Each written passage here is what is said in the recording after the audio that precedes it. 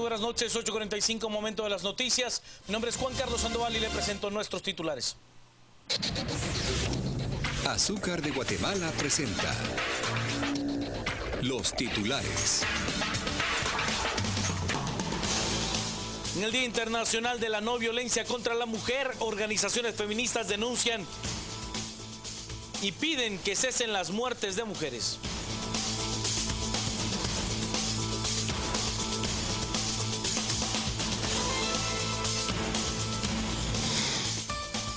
En 5 días finaliza el plazo para que el Congreso apruebe el presupuesto de ingresos y egresos de la Nación del año 2015. El presidente del Legislativo cree que se podría llegar a sesionar incluso el fin de semana.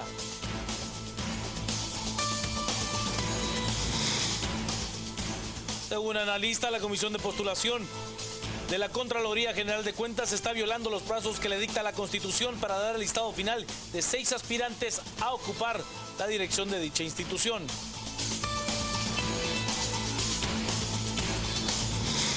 Según la Procuraduría de los Derechos Humanos, en los hospitales no hay insumos suficientes para atender a los enfermos de VIH-Sida.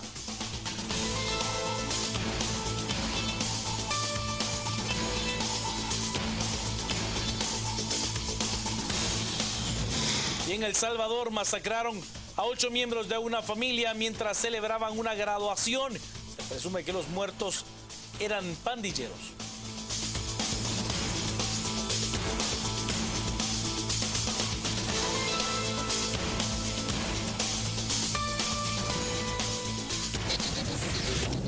Azúcar de Guatemala presentó los titulares.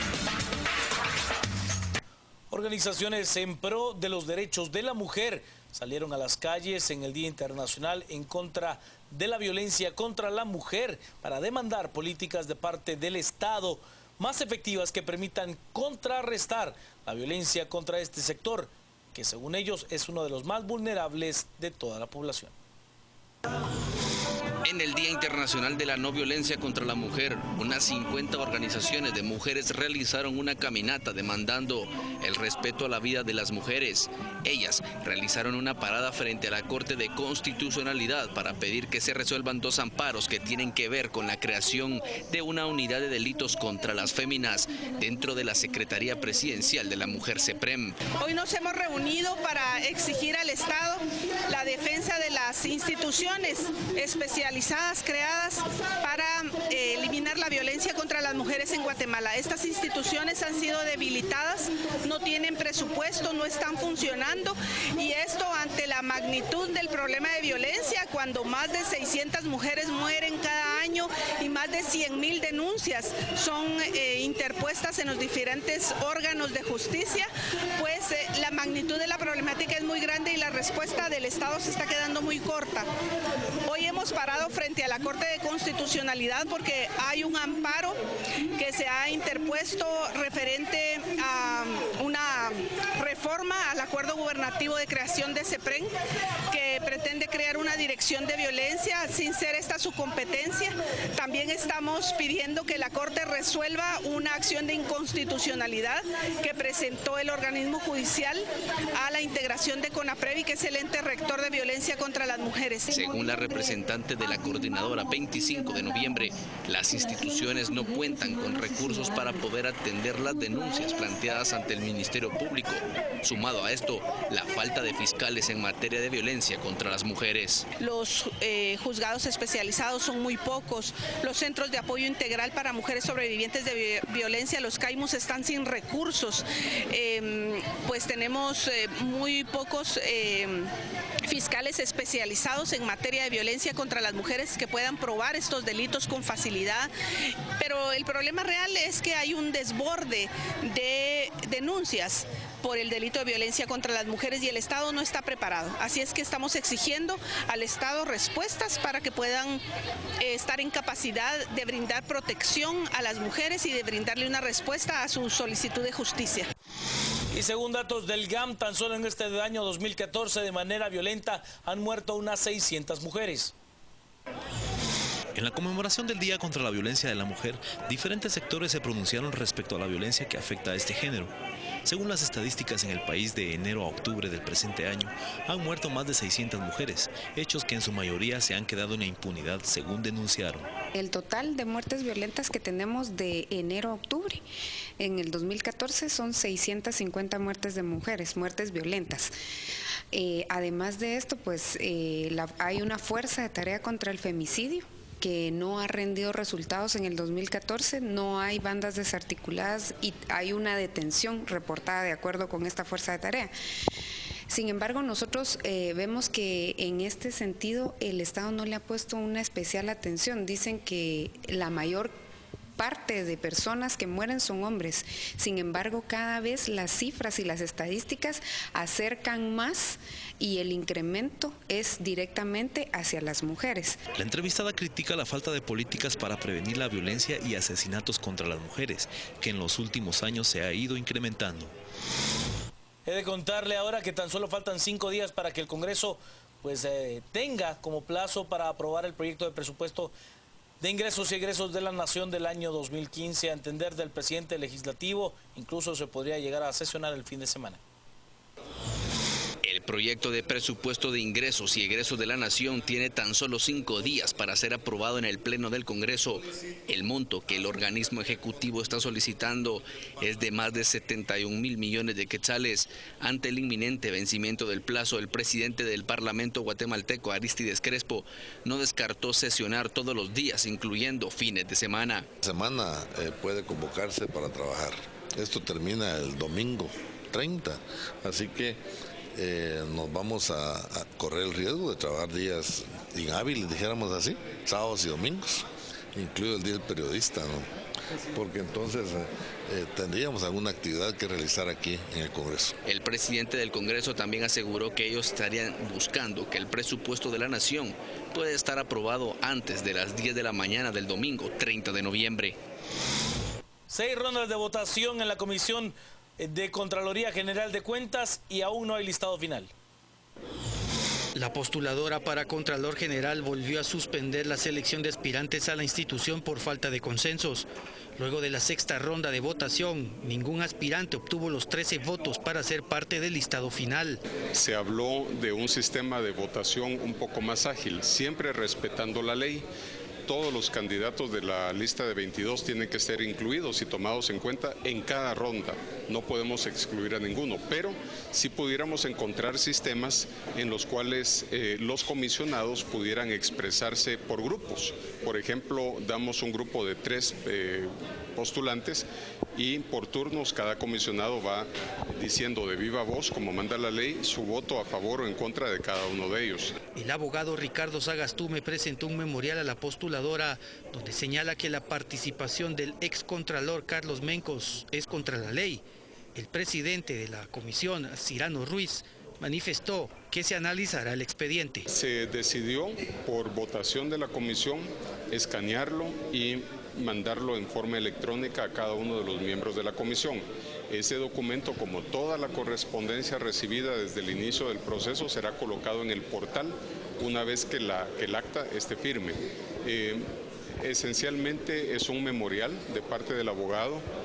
Tenemos que estudiarlo. Yo me dio tiempo apenas de hojearlo y vi quién lo firmaba. Tiene argumentos planteados en una forma de 3 hojas.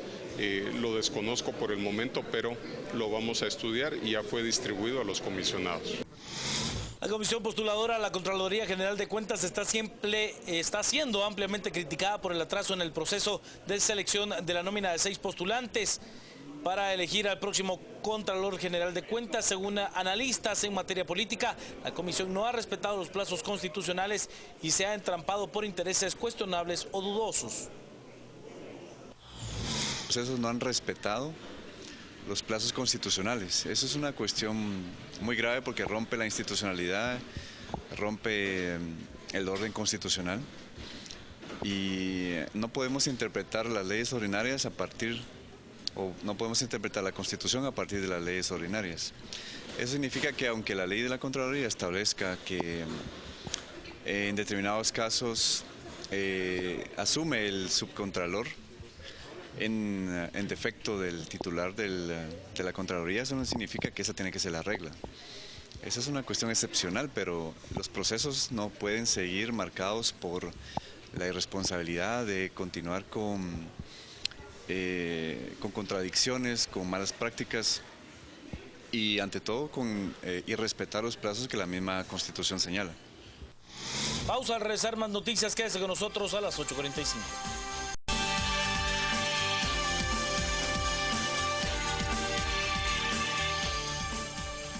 Sigamos con las noticias. Y es que la Comisión Internacional contra la Impunidad en Guatemala, CICIG, dio a conocer que el evento hacia la reforma de la justicia en Guatemala, que convocó para este miércoles 26 de noviembre, queda aplazado para enero del próximo año. En el evento se tenía previsto elaborar una agenda mínima consensuada para fortalecer el sistema de justicia en nuestro país. A un día de realizar el considerado Gran Diálogo Nacional impulsado por la Comisión Internacional contra la Impunidad en Guatemala, CICIG, que tenía como objetivo el lanzamiento del evento hacia la reforma de la justicia en Guatemala, este ha sido suspendido según se informa en un comunicado divulgado por la institución.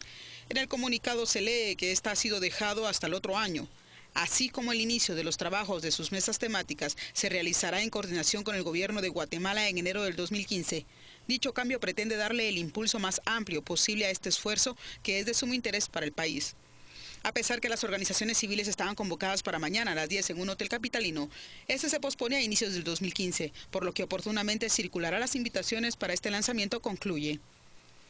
En su momento, el titular de la CICIG, Iván Velázquez, dijo que la actividad se invitó a representantes académicos, organizaciones sociales, centros de pensamiento. Participarían también representantes del organismo judicial, Ministerio Público, Defensoría Pública Penal y partidos políticos. El objetivo era para participar en un diálogo nacional que busca replantear y reformar el sistema de justicia. Se tenía previsto que se instalaran 3 mesas de trabajo para analizar carrera profesional, obstáculos en la investigación y persecución penal, así como acceso a la justicia y pluralismo jurídico. Capturan a 4 presuntos extorsionistas cuando se preparaban para matar a un repartidor de golosinas. Agentes de la comisaría 16 capturaron a 4 presuntos extorsionistas de la Mara 18 cuando pretendían matar a un piloto rutero de la 28 Avenida y 28 Calle Boulevard El Naranjo, zona 4 del municipio de Misco. Según las fuerzas de seguridad, los delincuentes, no conformes con intentar asesinar al trabajador, querían prenderle fuego al camión. Los individuos iban en un taxi en el que llevaban un galón con combustible. Los detenidos son Eli Saúl Álvarez González, de 26 años, piloto del taxi con placas de circulación A870 BCH. Además, Freddy Alberto González Brand, de 20 años. Este portaba una pistola calibre 9 milímetros con un cargador con 15 cartuchos útiles, la cual tiene reporte de haber sido robada el 29 de septiembre de este año. Y Oscar Ricardo Obando García, de 20 años, además de un adolescente de 17, que fue remitido al juzgado de menores en conflicto con la ley penal. He de contarle ahora que, según una denuncia de la Procuraduría de los Derechos Humanos, hay escasez de medicamentos para atender a personas con VIH.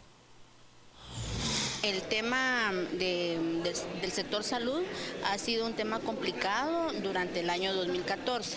Específicamente del tema del VIH, pues hubo un retraso en el traslado de los fondos, ¿verdad?, a la mayoría de unidades de atención integral que están bajo la responsabilidad de los hospitales, lo que generó atraso en pago de salarios, atraso en compra de antirretrovirales e insumos para realizar laboratorios.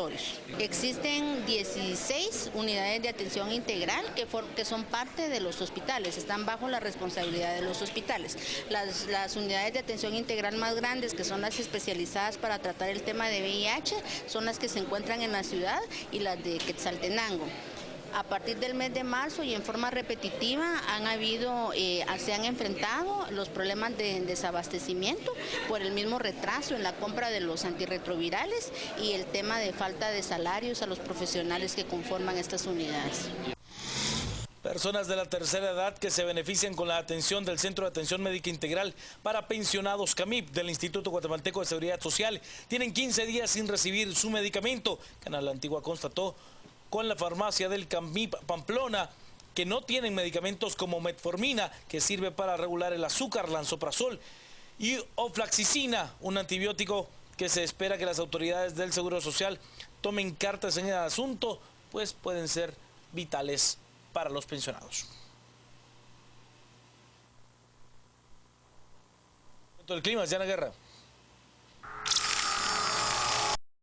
¿Qué tal, amigos televidentes? Buenas noches, bienvenidos a las 8:45, un martes más para ustedes y también más para nosotros, pero felices de verlos o de sentirlos detrás de la cámara. Como ustedes saben, varios temas están en el hervor político y social del país. Quizás el más efervescente sea el del presupuesto. La aprobación o no del presupuesto. Prácticamente quedan 5 días para que el presupuesto sea aprobado o se repita o se prolongue el del año, el del año anterior, que ya venía arrastrado a su vez de 2012, y esa es un poco la discusión. Un presupuesto que pasa de 68.400 prácticamente a 71.800 millones de quetzales, y sobre lo que hay mucho de hablar. Recientemente Asíes publicó un informe que le recomiendo su lectura, está en la página web de la Fundación. Se llama Análisis del proyecto de presupuesto de ingresos y egresos del Estado para el ejercicio 2015. Se lee no solo muy bien, sino muy claro. Vamos a hablar con dos personas, un economista o un analista en temas económicos de Asíes, don Carlos González Arévalo. Carlos, buenas noches. Buenas noches. Y otro analista económico, en este caso independiente, don Mariano Rayo. Mariano y Carlos, buenas noches. Con doña Silvia Jereda, que este martes nos acompaña. Silvita. Muchísimas gracias, bienvenidos. Mariano, yo quisiera comenzar con usted haciendo un pequeño análisis. Siempre el tema del presupuesto nos abre una discusión en el ámbito político, profesional, económico, mediático. El año 2014 vimos que fue un año donde realmente pues no hubo ni apoyo, y se habla inclusive de que hubo una pésima ejecución del presupuesto. Yo quisiera que hiciéramos un análisis muy breve de qué fue lo que pasó con el presupuesto 2014 y qué es lo que nos espera en el 2015 en caso que el Congreso de la República, como se espera, apruebe este nuevo presupuesto. Bueno, lo primero que hay que recordar es que los presupuestos del Estado son la expresión numérica de decisiones políticas, de las políticas públicas que va a desarrollar un gobierno de turno, y que le corresponde al Congreso su aprobación e improbación. Bien se recordaba en la introducción, estamos trabajando como Estado, el Estado está trabajando con un presupuesto del año 2013, con números, proyecciones, partidas diseñadas para el año 2013, y en el caso que el Congreso cometiera la irresponsabilidad de no aprobar un presupuesto, en la historia reciente veríamos que por 2 años consecutivos no se aprueba un presupuesto del Estado, lo que sumaría, lo que Silvia correctamente dijo, un desorden absoluto. Yo creo que entraríamos en una etapa no vista en lo que es administración pública. Hay compromisos, políticas, programas, incluso decisiones de endeudamiento que quedarían en el aire. Un tema que nos quedó producto de la catástrofe macroeconómica del año 89-90 fue tener una administración financiera del Estado relativamente ordenada. Estaría el Congreso dándole en este momento, si no lo aprueba, una situación muy similar, con lo cual el año 2015 podría presentarse con problemas mucho más graves a los que usted, como Silvia ha mencionado durante su intervención. Carlos, del presupuesto yo creo que ya se ha dicho todo. Es mucho, es poco, no se recauda, pero hay cosas que todo el mundo evade, o a mí me da esa sensación. 65%, dice el informe, del ISR es evadido, o sea, 65% no pagan y 32% no pagan. Mi pregunta es, ¿cuándo esos ciudadanos que exigen derechos y no pagan obligaciones van a ser objeto de un Estado que contundentemente los persiga para que las cargas caigan por igual en todos? Bueno, buenas noches. Yo creo que así como esa hay otras deficiencias que erosionan los ingresos tributarios.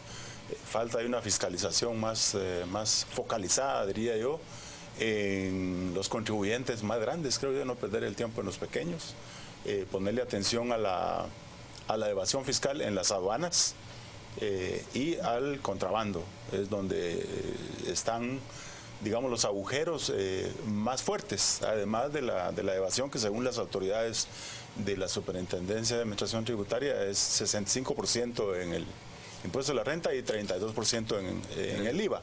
Entonces hay que fiscalizar mejor y también tener castigos ejemplares, diría yo, como se ha hecho en México. Aquí no pasa nada para el evasor. e incluso una ley de que se ha llamado, mal llamada, del secreto bancario, no pasa en el Congreso para tratar de que la autoridad fiscal pueda tener información de las cuentas de los supuestos evasores, tanto nacionales como internacionales. Entonces creo que tenemos que ser más fuertes en esto de la fiscalización. Pero ¿por qué los gobiernos no le entran a esa masa ingente de ciudadanos que no les da la gana de pagar impuestos? Exigen derechos, pero y no hay ningún gobierno que enfrente ese problema. La pregunta es, ¿por qué? ¿Es un costo social que no está dispuesto el gobierno y pretende cargar sobre los que pagamos el resto? No, eso es efectivamente el costo social y el costo político de entrarle fuertemente al pago de impuestos es algo que ningún funcionario lo quiere asumir, porque están acostumbrados a trabajar y a tomar decisiones en función de la próxima elección, no en una decisión de toda una política de Estado. En el tema del ISR es importante indicar que la mayor parte del ISR lo pagan las empresas. Donde existe la mayor parte de evasión es con las personas individuales. Y entonces ahí es donde habría que focalizar la razón por la cual las personas individuales evaden tanto el impuesto sobre la renta. Y nos metemos todo el tema de la economía informal, pobreza, etcétera. Pero sí tiene razón. Si exigimos que nos cumplan los derechos, tenemos obligaciones. Ahora pareciera que a un año de terminar el gobierno del general Otto Pérez Molina no han existido este tipo de políticas ni que puedan frenar el contrabando, ni mucho menos, pues de alguna manera incorporar a la economía informal que es tan necesaria. Entonces, en un mes no se va a lograr hacer. ¿Qué es en términos reales lo que nos espera para los próximos años? Porque pareciera que no hubo una política clara. Estamos entrando en un año electoral. Ustedes inclusive en el informe de ACIE recomiendan asegurar los recursos destinados al Tribunal Supremo Electoral, porque estamos en año electoral y vemos que no hay ni siquiera recursos como los que mereciera un tribunal. Sí, puntualmente ese señalamiento lo hacemos porque lo que se ha incluido son algo así como unos 500 millones de quetzales y sabemos que el presupuesto que hizo el Tribunal Supremo Electoral está arriba de 800, casi 900 millones. Entonces la pregunta es ¿de dónde va a salir la otra parte si fuera aprobado lo que está ahora propuesto en el presupuesto? No, pues por la simple razón de que no están asegurados los recursos para la elección general, el Congreso debería tener la responsabilidad de aprobar el presupuesto.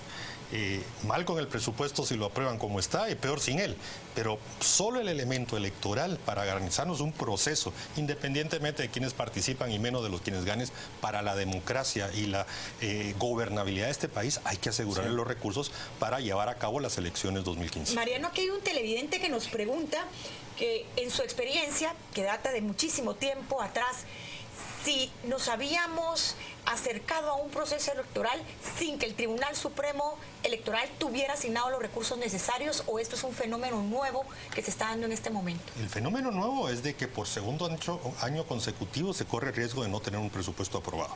Sí habíamos tenido años anteriores en el que el Congreso había tomado la decisión o no se había puesto de acuerdo en no aprobar un presupuesto, pero al año siguiente pues se llegaba al compromiso político y se aprobaba. Pero 2 años consecutivos no lo habíamos tenido, al menos hasta donde yo recuerdo en la época reciente. Y eso realmente, les digo, es mucho más que preocupante, porque el desorden, la falta de fiscalización, la opacidad en el gasto, muchos dicen de que quieren candados. Perdón, ese tema de candados es una expresión que oculta otras intenciones. No hay que olvidar de que el Congreso aprobó reformas a la Ley Orgánica del Presupuesto en el año 2013 que subsanaban o pretendían subsanar lo que hoy insisten nuevamente en proponer temas de candados. O sea, se ve la contradicción. A mi criterio, en el Congreso se están negociando otras cosas que no necesariamente son los que expresan los diputados. Carlos, un presupuesto que tiene 4.82 de inversión. 4.82%. Por ciento de inversión. ¿Para qué sirve? Dentro del 100%, pues hay que reforzarla, pues, porque el gasto de funcionamiento está tomando cada vez más. Tengo un poco de duda con el porcentaje. Sí, porque gasto de administración es 3,88, recursos humanos 51, inversión física 4,82, inversión financiera 0,09. El deuda es transferencia de capital y deuda pública. O sea, la inversión no llega al 5% siquiera del presupuesto. Definitivamente eso es un problema, y tal vez aquí hay que señalar un problema más, y es el hecho de que, a diferencia de lo que se hacía anteriormente, los créditos del exterior y la colocación de bonos son que de acuerdo con la ley, la Constitución y la ley orgánica del presupuesto deben destinarse a inversión, se están canalizando a gasto de funcionamiento y a pago de deuda. Eso es ilegal y hay que pararlo. Mariano, voy a leer aquí algunas cosas. Bueno, tú sabes que aquí la gente se muere de hambre. Correcto. O sea, no en todos los países ocurre, por eso quizás el énfasis. ¿Por qué los ciudadanos le damos 1.025.000 a la Agencia Internacional para el Desarrollo? 3 millones a Flaxo, habiendo 16 universidades en el país. 1.5 millones a la Fundación Esquipula. 245 millones al subsidio al transporte urbano, que se niegan a poner un control para saber realmente cuánto ganan. Es decir, ¿por qué nos roban? Porque esto es un robo o un dispendio económico innecesario mientras se muere de hambre. ¿Con qué capacidad un diputado habla, o un político, de la gente, la pobre gente, lo que se sufre el país cuando tira el dinero de esa manera? Pocas cantidades, pero casi suman 1.000 millones lo que lo que Asís ha puesto aquí. ¿Qué debe de provocar esto? Recuerdo mi primera intervención. El presupuesto es la expresión numérica de las decisiones políticas de los gobernantes de turno. Y si el gobernante de turno decide entregarle esos recursos a la Fundación Esquipulas, a Flaxo, eso es porque ellos tienen algún tipo de compromisos o están delegando la ejecución de proyectos en organizaciones internacionales. Si eso es una prioridad, evidentemente no lo es. Esos recursos deberían de estar canalizados evidentemente a lo que más se necesita. En este caso, por ejemplo, el tema de la lucha contra el hambre o los programas de productividad, etcétera. Pero, insisto, si están ahí es porque alguien tomó una decisión política, y esa decisión política última fue el presidente Pérez Molina, quien firmó el proyecto de ley. También, Mariano, usted me mencionaba a mí al terminar su intervención que habían decisiones políticas del Congreso. ¿A qué tipo de decisiones se refiere? Mire, yo es algo que también no termino de comprender de las dinámicas actuales. La decisión está en la cancha del Congreso. Estarle pidiendo al Ejecutivo la negociación de reducción o de adecuación está fuera de orden. Ya el Ejecutivo, le recuerdo, el ministro Dorval Carías dijo en algún momento allá por junio, julio, que las demandas para el presupuesto 2015 sumaban algo así como 120.000 millones de quetzales. En la negociación interna y decisiones internas lo redujeron a 72.000 millones, números redondos. Ya el Ejecutivo hizo su trabajo, ya topó. No es con el Ejecutivo donde se negocia. La decisión de aprobar o improbar es del Congreso, de los bloques legislativos. Es ahí. Entonces, las decisiones políticas que hoy corresponden en relación al presupuesto recaen en los políticos, en los diputados, que tienen la responsabilidad de aprobar en proceso ordinario mediante 80 votos y de una urgencia nacional con 105 votos. O sea, la responsabilidad de aprobar e improbar no es del Ejecutivo, es de los diputados y los bloques legislativos. Carlos, otro trozo que me llamó la atención, otro párrafo del informe, dice: el gasto de funcionamiento en el Ministerio de Educación es de 99.7. O sea, los maestros se llevan todo el presupuesto. Así es. ¿Cómo hay un sindicato de magisterio que habla de calidad educativa cuando se conforma con que cobren bien, pero la educación le da exactamente igual? O sea, es un presupuesto que es el 100% para pago salarial. Sí, yo creo que las negociaciones que ha habido de pactos colectivos y que creo que no hemos terminado, el gobierno no ha terminado de cubrir todavía ese compromiso, nos han llevado a esa situación y desde luego es preocupante porque en las instalaciones físicas de las escuelas hay muchas deficiencias que se ponen de manifiesto cuando hay un terremoto, cuando hay exceso de lluvias, y entonces la inversión ahí está casi ausente. Y aquí hay que llamar la atención también, que todavía no se conoce cuáles son los compromisos adicionales que hay todavía derivados de los pactos colectivos de trabajo. Yo también quisiera referirme al análisis que ustedes hacen para que nos explique un poco a los ciudadanos de pie a qué se refiere con esto. Ustedes hacen la sugerencia de verificar rubros de gastos, como por ejemplo el contenido del presupuesto del Ministerio de Gobernación, denominado reducción de índices de homicidio, el presupuesto de la Presidencia de la República, servicios de transparencia y gobierno electrónico, el presupuesto del Mineduc, apoyo en el consumo adecuado de alimentos, por ponerle un ejemplo. Sí. ¿A qué se refiere con estos presupuestos? ¿Qué anomalía o qué fue lo que ustedes encontraron? Fundamentalmente lo que nosotros nos llama la atención es esos rubros que no tienen la sustentación suficiente para justificarlos. Y entonces nosotros sugerimos que se que se profundice un poco en el análisis de esos rubros. O sea que no sabemos en qué se está gastando. Exactamente, el dinero. yo creo que esa debe ser tarea del Congreso y no estar discutiendo, como dice Mariano, el monto total del presupuesto, sino su contenido, para ver si se justifican esas Porque, por ejemplo, aquí partidas. aparece, me llama la atención, la COPREDE, el Colegio de Abogados. Sí, hay una parte que recibe de subsidio el Colegio de Abogados. Exactamente, y ahí es donde hablamos de los compromisos. Que lo recibe. Y ahí habría que ver si no hay compromisos políticos de los que usted hablaba. Hay una ley del timbre, hay una ley de timbre muy vieja que obliga al Estado a pagarle al Colegio de Abogados por ciertos... Es cosas viejas. Pero en el tema de transparencia, Silvia, que usted mencionaba, es la COPRED, la famosa COPRED. Así es. Acordarse que en presidencia se reúnen las secretarías, la vicepresidencia y la presidencia misma, no es el despacho presidencial, porque hay un rubro específico de despacho presidencial que es lo que efectivamente está asignado a la ejecución y a la prestación de servicios al presidente de la República, que ese es otro rubro bien interesante de analizar en qué es lo que se gasta. Pero así es, y lo que el licenciado González Arevalo hace llama la atención de que no hay un análisis verdaderamente profundo. Yo no sé si ustedes o alguien se ha tomado la molestia, incluso en el Congreso, de todos los anexos que contiene el presupuesto. Sí, por lo general. Esos son los que hay que leer, precisamente. Efectivamente, porque ahí empieza uno a identificar aquellas partidas o aquellos programas que pretende. Por ejemplo, el programa de reducción de índice de homicidio es la política de prevención y de combate a la delincuencia. Lo que pasa es que le pusieron ese nombre y bajo ese nombre meten un montón de cosas. O sea, la justificación política de que mediante el gasto que va a efectuar voy a buscar una reducción de los índices de homicidio es un bolsón que suena muy bonito el título, pero que no es que esconda, sino que no sabemos leer las partidas que detrás de eso están. Mariano, pero ¿qué entidad pudiera ser la que puede analizar a fondo estos? Porque le digo, al final esto pareciera tipos aquellos fondos famosos de Jorge Serrano Elías. La Comisión de Finanzas debía. Bueno, está también la Federación de Cooperativa de las Verapaces, 15 millones. ¿Por qué esa federación? Fedecovera. O también, también se lo dan a la Asociación Guatemalteca de Exportadores. ¿Por qué?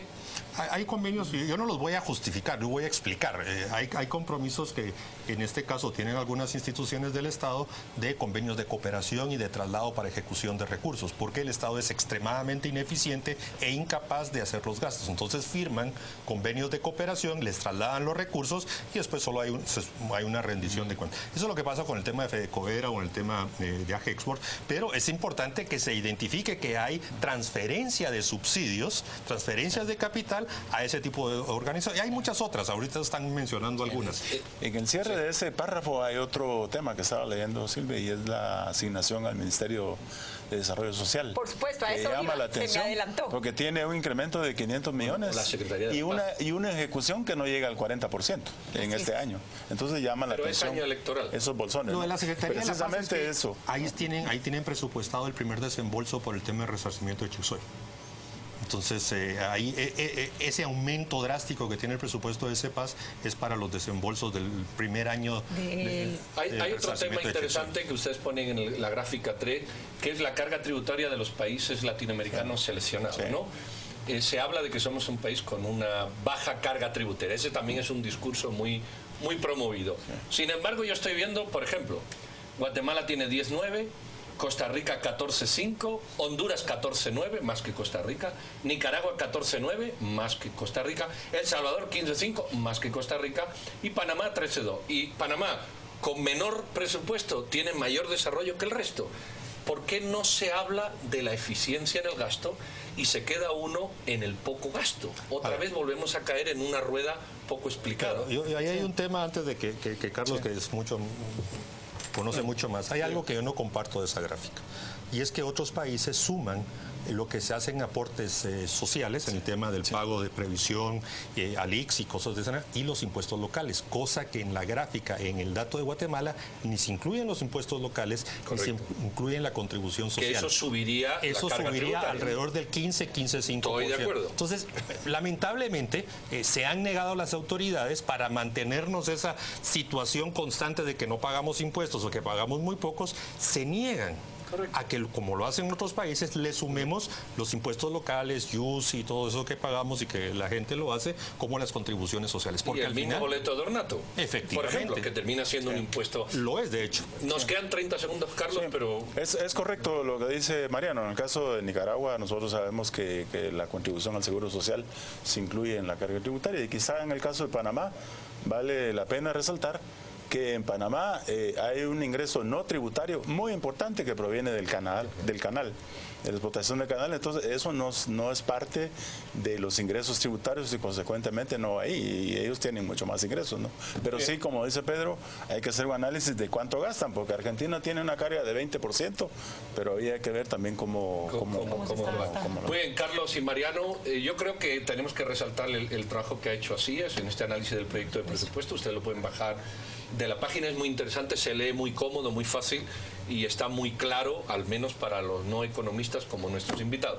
Muchísimas gracias por esos comentarios y seguiremos, porque la cosa va a seguir para Mariano. En los próximos días más emocionantes. Pues seguiremos más emocionados. No se vayan, lean este informe, es muy interesante, tomen sus propias conclusiones y vean si tenemos que seguir pagando a un montón de personas que viven de nuestros presupuestos mientras otros se mueren literalmente de hambre. No se vayan. Amigos televidentes, de regreso. Ustedes vieron que en esta semana o finalizada la pasada se publicaba en algunos medios el salario que cobraban altos ejecutivos del gobierno o de la política en general o de instituciones autónomas relacionadas con la política. El caso es que se suscitaba, o ciertos medios promovían un debate sobre la necesidad de reformar la ley de servicio civil, no solo en los salarios, sino en otros aspectos que vamos a intentar abordar. Para ello, Luis Pedro Álvarez, de la bancada Encuentro por Guatemala, el diputado Álvarez, que ya es conocido. Luis Pedro, bienvenido por esta tu casa. Y también a Adrián Zapata, abogado laboralista. Adrián, buenas noches. Yo retomo una frase, ¿sirve para algo la ley del servicio civil? Bueno, además de para leerla, venderla y empastarla. Para hacer bulto. Realmente para hacer bulto. La ley de compras y contrataciones del Estado y la ley de servicio civil no sirven absolutamente para nada. Son burladas completamente, lastimosamente, ojalá que fuera una broma, pero es algo trágico. Y tú decías, escuchaba yo el segmento anterior y tú decías que en Guatemala tal vez hay muchísima permisividad, tal vez le quito el tal vez, hay mucha permisividad al tema corrupción. Y la corrupción se traduce en muertes, se traduce en sufrimiento, se traduce en falta de infraestructura, en falta de competitividad, en muchísimas cosas. Por ejemplo, el tema de los contratos 029, que para muchos abogados, y vamos a platicar ahí más adelante con Adrián, el tema de la legalidad o no de los contratos 029, que es una forma de burlar la ley de servicio civil, porque dice claramente la ley. La idea, la intención era buena, era que una ley pues regulara las relaciones laborales de los empleados públicos de conformidad con lo que establece la Constitución Política de la República, para que hubieran incentivos dentro de la administración pública, valga la redundancia, para ir subiendo en la carrera, etcétera. Eso no existe, los incentivos no existen. Dice aquí también la Constitución que los trabajadores del Estado están al servicio de la administración pública y nunca de partido político, grupo, organización o persona alguna. Mentira. Entonces yo creo que aquí tratamos de hablar con la verdad. Yo creo que este es un espacio donde se puede hablar libremente así, y eso no está pasando. Entonces tenemos el caso, por ejemplo, que nosotros denunciamos en Encuentro por Guatemala, el caso de Aeronáutica Civil con más de 1.200 contratos 029. 029 es un renglón de los que se usan en el Estado, que son servicios técnicos profesionales. No son ni técnicos ni profesionales y no hacen nada en la mayoría de los casos. Cuando hay 211 empleados en renglón 011, que son los empleados permanentes, que por decirlo así son los que sacan realmente la tarea en aeronáutica, nosotros si pedimos el desplegado, pedimos los informes de esos 1.200 empleados, nunca nos los mandaron. Destituyeron en ese momento al interventor, se acordarán ustedes, por el tema de las compras de los shampoos, etcétera, que nosotros denunciamos, y les pedí la copia de los informes que hacían estas personas. No hay informes, no hacen nada. Estás hablando más de 100 millones de quetzales al año, solo en aeronáutica civil. Otra cosa, como han cambiado 3 interventores, y solo estoy poniendo un ejemplo, 3 interventores en esta administración, cada vez que hay un cambio de interventor, se reemplazan más de 600 de esas plazas. Nosotros analizamos cuántas plazas eran cambiadas al hacer un cambio de interventor. Más de la mitad eran cambiadas. Son un botín político.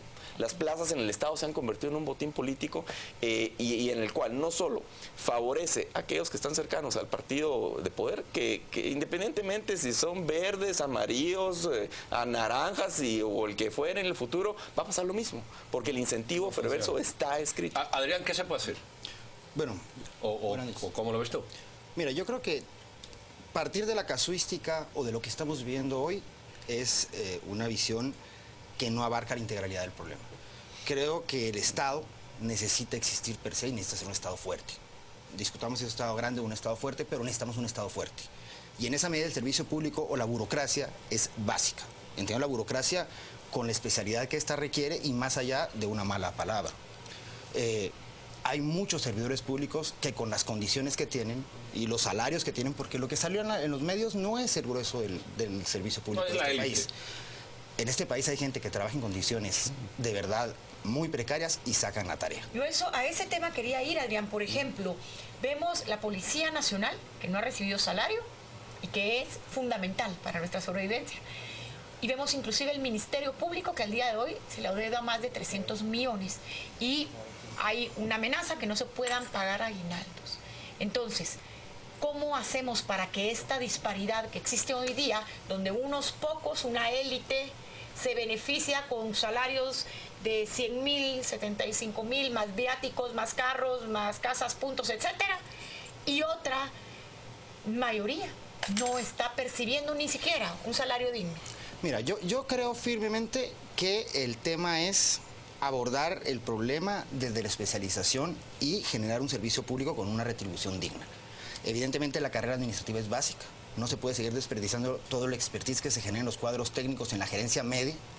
Los cargos políticos, pues es entendido que en una transición tengan que cambiar, pero todo ese expertise y todo ese bagaje de conocimiento tiene que quedarse allí. El Estado ha invertido en mucha de la formación de esta gente como para que de un plumazo se vaya en una transición. En ese sentido también tenemos un contrapeso, que es justamente la dinámica laboral y la protección laboral que tiene el servidor público, que además no es por gusto, es decir, toda la protección laboral es fruto de los abusos de la parte empleadora a lo largo de la historia. Entonces, en ese sentido, tenemos que entender también que la esencia del servicio público es distinta de la esencia del servicio privado. Es decir, en lo privado, los vínculos laborales buscan fines de lucro. En el servicio público es servicio. Y por ende allí tiene que haber un entendimiento distinto. No hay jurisdicción privativa como tal. Necesitamos una jurisdicción especializada en el tema administrativo. Pero ¿y qué hacemos para que nuestro sistema se convierta en un sistema que sirva? Por ejemplo, uno lo ve en Taiwán, como el servicio público es el cuarto poder. Es el cuarto poder, es evaluado, es una honra estar ahí, pasa por aprobación y evaluación inclusive del mismo usuario. ¿Cómo hacemos para que Guatemala se convierta en eso y no en un botín político, como decía Luis Pedro, que año con año sirve para enriquecer a unos cuantos o a unos muchos? Se puede hacer, eso es lo importante. Yo creo que el primer paso es reconocer que hay un problema, que la ley de servicio civil o como está no genera la estabilidad ni los incentivos adecuados para que haya una buena burocracia, una buena tecnocracia, que en la medida posible hay que fortalecerlo y hay que incentivarlo adecuadamente. Por ejemplo, cuando uno llega al Congreso de la República, uno debería decir, bueno, si se necesita una secretaria no debería ser la que yo escoja o la que llevara a mi prima, sobrino, lo que sea, cosa que no es mi caso.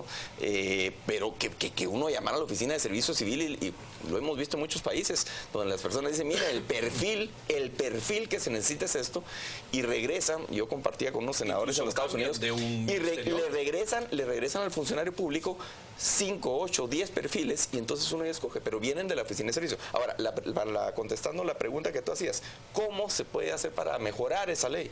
Yo no creo que se necesite hacer una reforma, digamos, de cero. Yo creo que lo que se necesita es eliminar las excepciones, las famosas excepciones a la regla. Por ejemplo, aquí hablamos en los servicios, dice la ley de servicio civil que tú puedes entrar al gobierno de 3 formas. Servicio exento, que es lógicamente algunos empleados de confianza de los funcionarios públicos, por ejemplo, los ministros que son nombrados por el presidente, tienen lógica. puestos políticos o de alta jerarquía. Después los servicios sin oposición, eso ya genera un problema, y los servicios con oposición, que son los, digamos, por carrera. Lo que tenemos que fortalecer es los servicios por oposición, es decir, tratar de eliminar al máximo los servicios sin oposición. Y, por ejemplo, en los casos de servicios exentos, hablan en el numeral 12 del artículo 32 de la Ley de Servicio Civil, las personas que sean contratadas para prestar servicios interinos, ocasionales o por tiempo limitado por contrato especial. Muy amplio, es muy vago. Después resulta que todo lo meten ahí. Meter una cuña, Adrián. ¿Los sindicatos son parte del problema o son la solución? Porque aquí está, digamos, el funcionario que tú has dicho útil, el establishment que cambia, pero luego aquí hay un elemento sindical que yo no tengo muy claro si es un problema o es parte de la solución. Bueno, yo creo que los vicios que contiene no una sobreprotección, sino un mal manejo de los derechos laborales conceptualmente entendidos desde lo público, se prestan para abusos. Es decir, los sindicatos como figura es algo que debería ser el principal bastión y la principal herramienta y el mayor valor de una empresa o de una institución pública. Juzgarlo en función del actuar de una persona es delicado. El principal aliado para el éxito de una empresa o de una institución pública debería ser su recurso humano. En esa medida, deberíamos entender que un sindicalismo responsable, entendido como tal, podría ser justamente lo que catapulte, es más, debería ser quien motive e impulse desde el legislativo reformas a la ley de servicio civil. Hay que entender también que en la ley de servicio civil, de hecho, se regula que los empleados públicos no pueden ser despedidos incluso si no existe justa causa. Gran diferencia con el servicio privado. ¿Por qué? Justamente porque el servicio prestado es eso, un servicio. Entonces, todos estos vicios y estos vericuetos que se han encontrado a la ley hacen incluso un difícil manejo. Les voy a poner un ejemplo. En el tema de salud, un enfermero acusado de pederastría, que está asignado a la pediatría de un hospital, no puede ser removido porque se le cambian las condiciones laborales. Peor si hay un emplazamiento. Entonces, ahí debería haber una figura responsable de liderazgo sindical, justamente para entender que los fines, si bien es cierto, filosóficos son la protección de la clase trabajadora, también lo es que es en función de un servicio público. Otra pregunta que yo quiero hacer para los dos, y me la contestan más o menos en tiempo no muy... se dice el funcionario público no recibe un salario digno, o debería de recibir un salario más digno. Veámoslo, vaso medio lleno, vaso medio vacío. Pero yo veo que los sindicatos negocian pavos, canastas de Navidad, días de permiso. ¿Por qué no negocian un salario digno y todas esas prebendas las convierten en salario? Entonces, el funcionario público tendría su salario más todo eso traducido a un salario más digno y no a prebendas. ¿Cuál es la visión de ustedes? De hecho, Pedro, en este programa hemos hablado del sindicato de las portuarias, que es un sindicato voraz que inclusive tiene hasta carros de lujo a su servicio. Bueno, helicópteros también. Yo creo que en el tema de la negociación colectiva, hablando de los sindicatos, hay dos cosas que se tienen que analizar. Uno, los incentivos. Yo creo que hay incentivos perversos en la legislación laboral que deberían corregirse, en el sentido de que, por ejemplo, el tema financiero a la hora de una negociación colectiva debería hacerse en todo caso partícipes de los resultados o de la, digamos, de la gestión de la institución que se está tratando, porque, por ejemplo, hoy por hoy, y cito al Congreso de la República, es donde yo trabajo, hay un pacto colectivo de condiciones de trabajo donde se sube el salario de las personas que están en un régimen permanente un 10% anual, todos los años. Eso es insostenible. En cualquier institución, no hay institución en el mundo que le suba un 10% de salario a todos sus empleados indefinidamente. Adrián. Sí, esto es un manejo político que está amarrado con chicle de la legalidad, porque justamente la Ley de Servicio Civil en su artículo 1 establece esa irrenunciabilidad y necesidad de mejora, es decir, como un piso, no un techo, pero sí establece que es en función de la posibilidad del Estado como tal. El Estatuto de los Trabajadores del Estado no pierde de vista en todo su diseño la filosofía que yo he tratado de referirles aquí.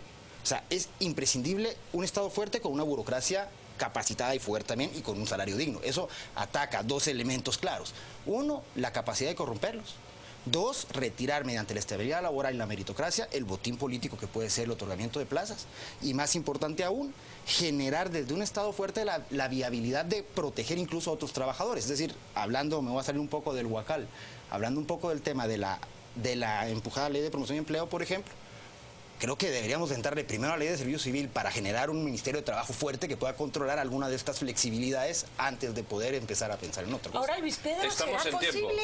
Yo solo quiero cerrar en 30 segundos. Cerremos. En año electoral, tú que perteneces a un partido político y estás de cerca en el Congreso, en año electoral, ¿es posible crear o reformar la ley de servicio civil, cuando estamos viendo que la mayoría de candidatos lo que ofrecen a diestra y siniestra son los cotizados puestos y bueno, plazas como en tú el dices, la mayoría de candidatos, lastimosamente nosotros no, nos consideramos un partido responsable.